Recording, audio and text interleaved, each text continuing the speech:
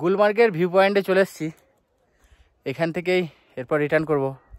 এরপর উপরে আর যাবো না। উপরে আছে সেকেন্ড ফেজ, তো অনেকটা উঁচু। এই যে দেখতে পাচ্ছেন জঙ্গল শুধু। আমরা এখন ঘোড়া সাফারি করছি। এই যে আপেল গাছ এগুলো। আলু বুখারা, আলু বুখারা। এই যে সাইডে এগুলো দেখছেন, এগুলো হচ্ছে হাউস বোট। এইগুলোতে আপনারা রুম নিয়ে থাকতে পারবেন, মানে এখানে নাইট স্টে করার জন্য অপশান থাকে। Good morning from Srinagar. এখন আমি আছি কাশ্মীরের শ্রীনগরে। আর আমার পাশে দেখছেন এই যে ডাল লেক, যেটার জন্য শ্রীনগর বিখ্যাত। শ্রীনগরের ডাল লেক, সবাই শ্রীনগর আসে এখানে ডাল লেককে উপভোগ করার জন্য। ঠিক আমার পেছনেই আছে ডাল লেক। আর আমি এসেছিলাম হচ্ছে অমরনাথ দর্শনে।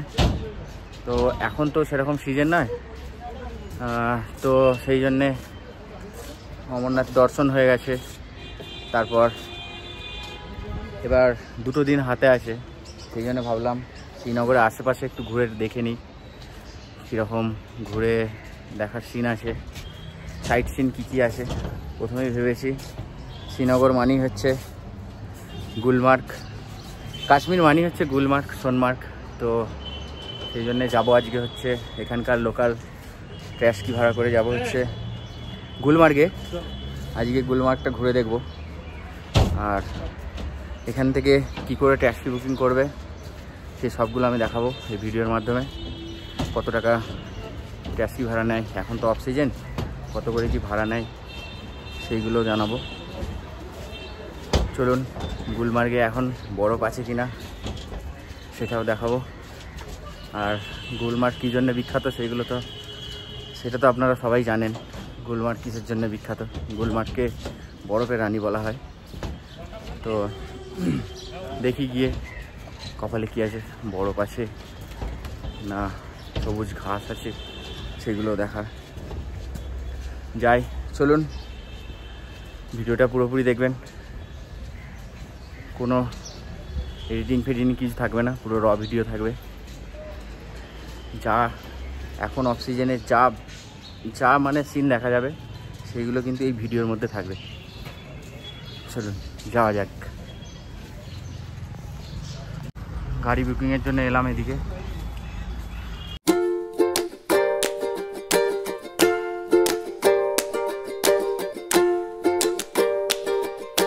এখান থেকে আমরা একটা গাড়ি ভাড়া করলাম। গাড়িটা ভাড়া নিল 2500 টাকা।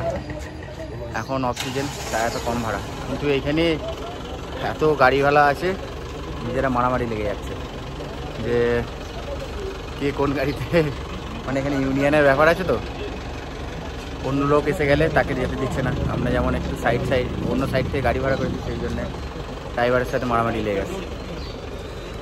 তো যাই হোক, কম পয়সায় পেয়ে গেছি গাড়িটা, দেখিয়ে দিচ্ছি গাড়িটাকে। এই যে গাড়িটা আমরা নিচ্ছি ভাড়া।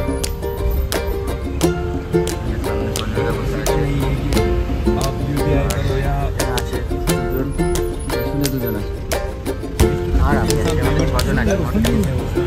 যাচ্ছি এখন গুলমার্গে।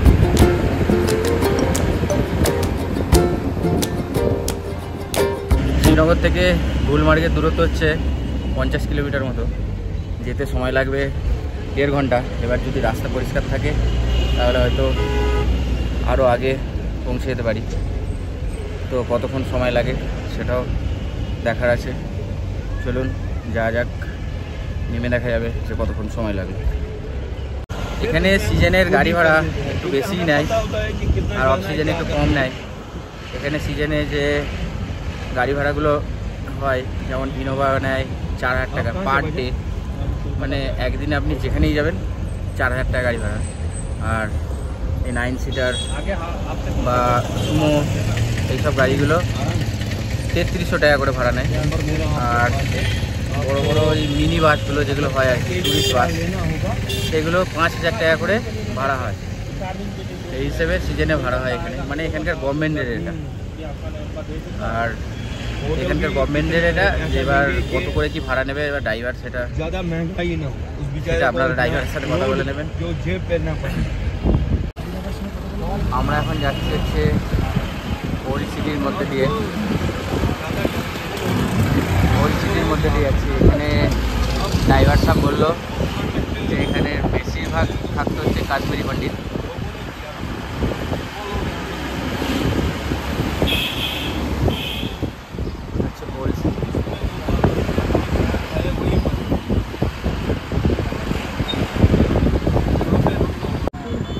শ্রীনগরে প্রতিটি মোড়ে মোড়ে এরকম সিআরপিএফ জওয়ানরা, বিএসএফ জওয়ানরা আছে, আর্মি, আমাদের নিরাপত্তার জন্য। সকালে টিফিন করার জন্যে একটা ভেজ হোটেলে দাঁড়িয়েছি।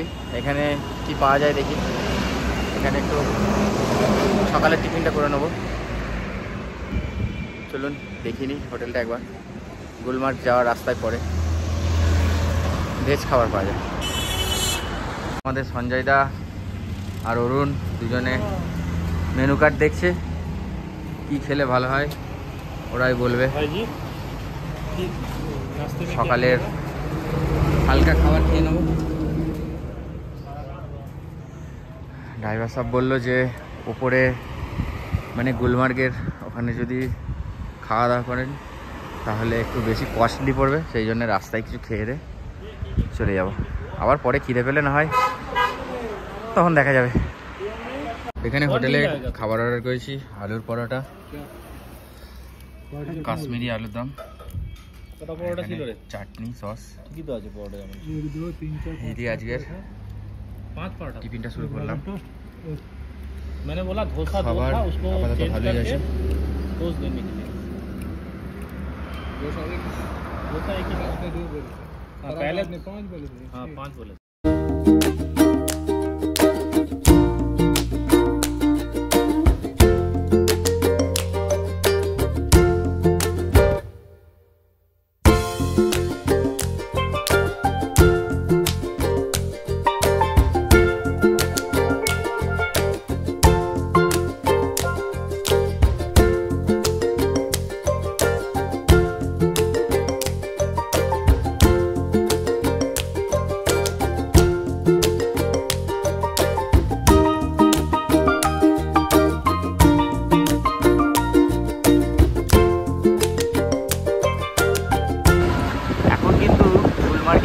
রাস্তার দুপাশে বরফ নেই, কিন্তু এই যে সাইডে যে সাদা সাদা ফুল দেখতে পাচ্ছেন এগুলো কিন্তু বরফের মতো মিলে পাহাড় জুড়ে এরকম সাদা সাদা ফুল। জানি না কি ফুল, নেমে দেখবো। পুরো পাহাড়টাই দূর থেকে মনে হচ্ছে যেন পুরো বরফ। এই যে গুলমার্গের এন্ট্রি পয়েন্ট,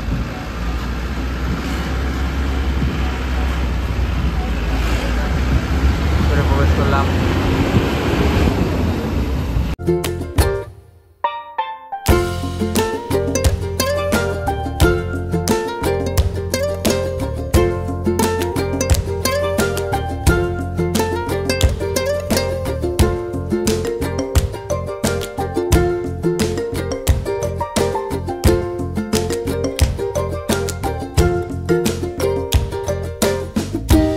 আমি এখন আছি গুলমার্গের, যেখানে ফার্স্ট ফেজ, সেকেন্ড ফেজ এইসবের জন্য অনলাইনে টিকিট করতে হয়।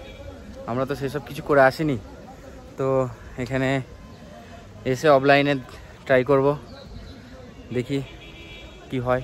এখানে দালালে ভর্তি, সব ঘুরে বেড়াচ্ছে, 50-100 টাকা করে নেবে। এই যে এটা হচ্ছে কাউন্টার, ভিতরে যাব। এই যে এটা হচ্ছে টিকিট কাউন্টার। এখানে টিকিট করার জন্য সব লাইন দিয়ে দাঁড়াতে হয়, দেখি কি হয় ভেতরে। অফলাইনে টিকিটের জন্য সবাই লাইনে দাঁড়িয়ে আছে, অফলাইনেও টিকিট হয়। জানি না সিজনে কি হয়, কতটা ভিড় হয় কি না হয়।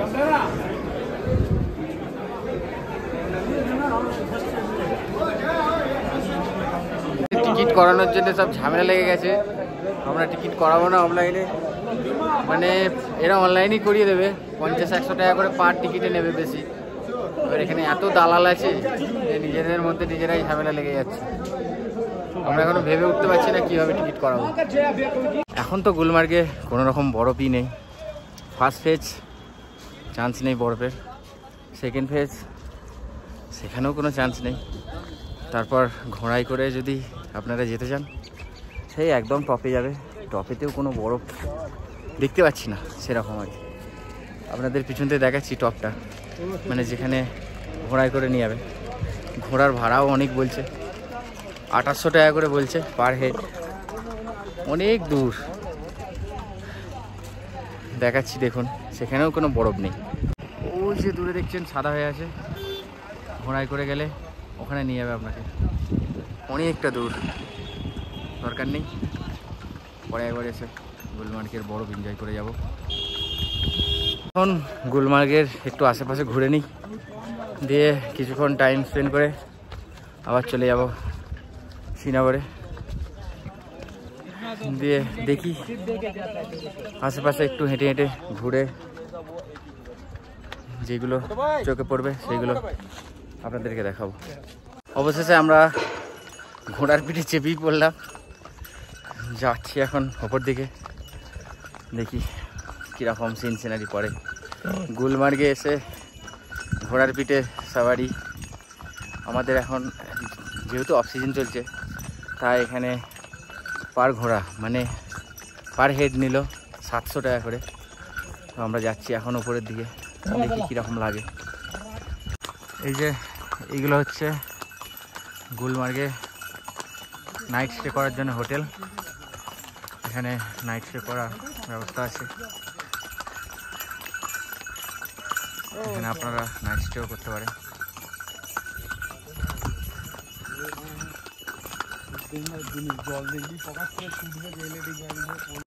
এই যে দেখতে পাচ্ছেন জঙ্গল শুধু, আমরা এখন ঘোড়া সাফারি করছি, ব্যথা হয়ে গেল একটুখানি। জঙ্গল, বরফের কোনো সিন নেই।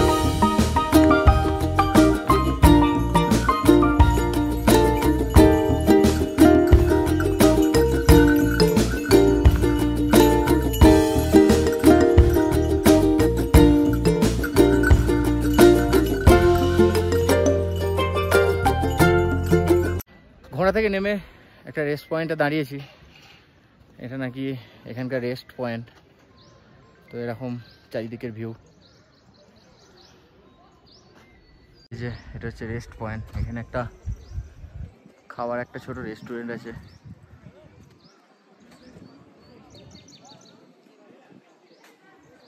এই যে এই চড়াইটা উঠতে হবে,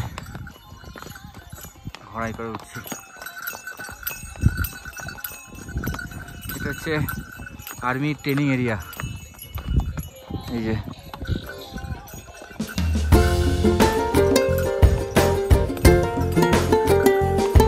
আর্মি ট্রেনিং।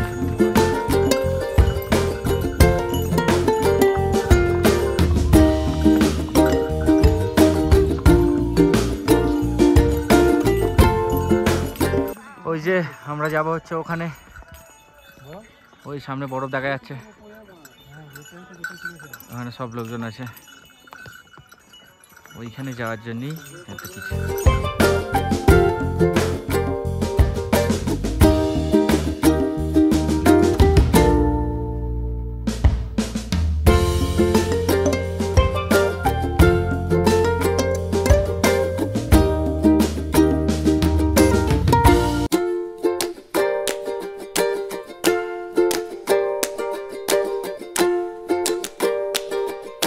গুলমার্গের ভিউ পয়েন্টে চলে এসেছি, এখান থেকেই এরপর রিটার্ন করব।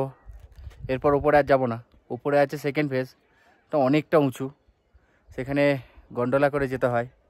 এই ঘোড়ার পিঠে করে যাওয়া অসম্ভব, কারণ ঘোড়া যেভাবে যায় যারা চেপেছেন তারাই জানেন, আর পাহাড়ি রাস্তা। তো এখানের ভিউটা খুব ভালো পাওয়া যাচ্ছে।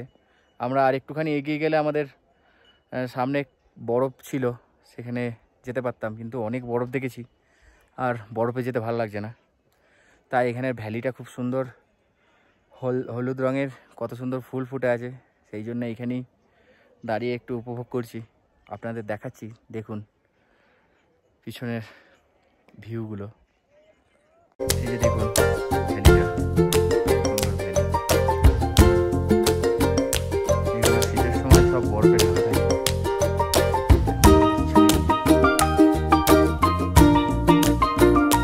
ওই যে ওইখানে একটুখানি বরফ জমে আছে, ওখানে সবাই ঘোরাঘুরি গিয়ে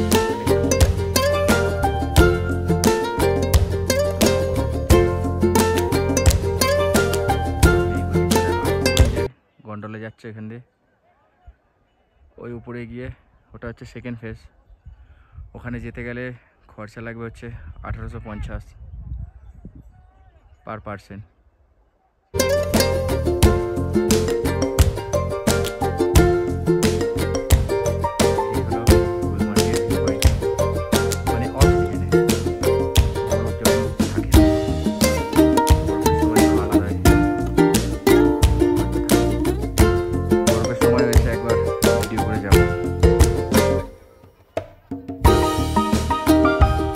উপর থেকে নিচে গুলমার্গের ভিউটা একবার দেখুন কতটা সুন্দর। ওই যে ওইখানটা হচ্ছে গুলমার্গ, ওইখান থেকেই আমরা এলাম, ঘুরে ঘুরে এলাম।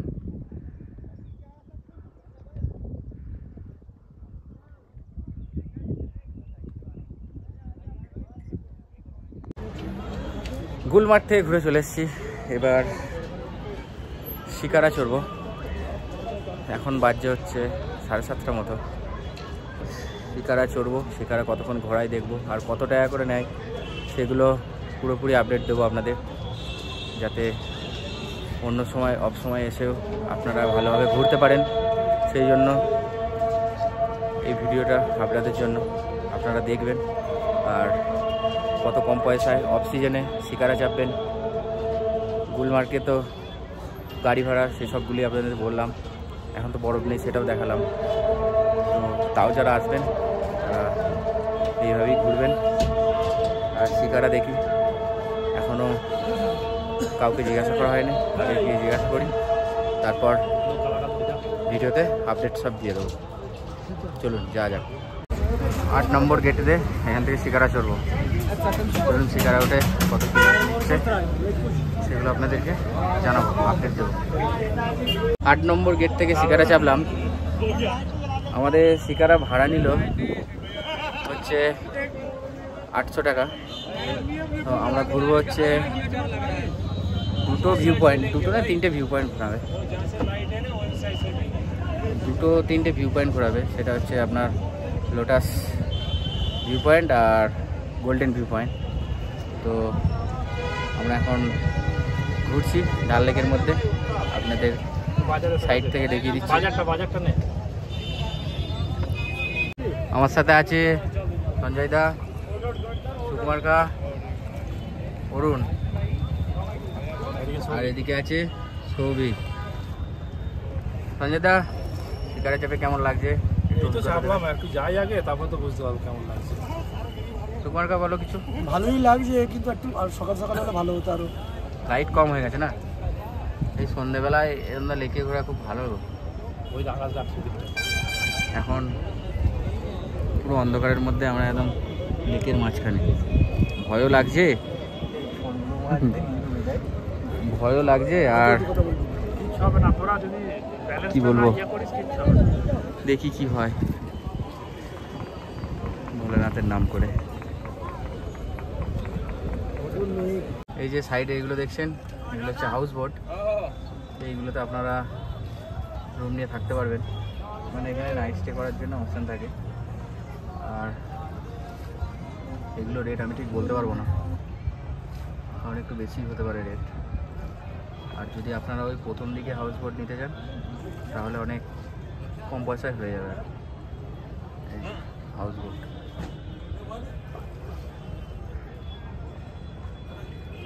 আমরা এখন এসে পৌঁছেছি হচ্ছে গোল্ডেন লেক।